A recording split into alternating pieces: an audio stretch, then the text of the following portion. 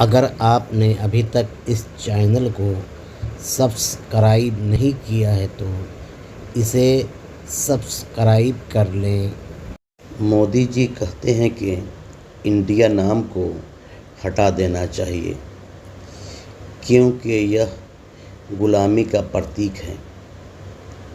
लफ्ज़ हिंदू और हिंदुस्तान को भी हटा देना चाहिए क्योंकि यह भी गुलामी का प्रतीक है। यह मोहम्मद बिन कासिम की गुलामी की याद दिलाती है।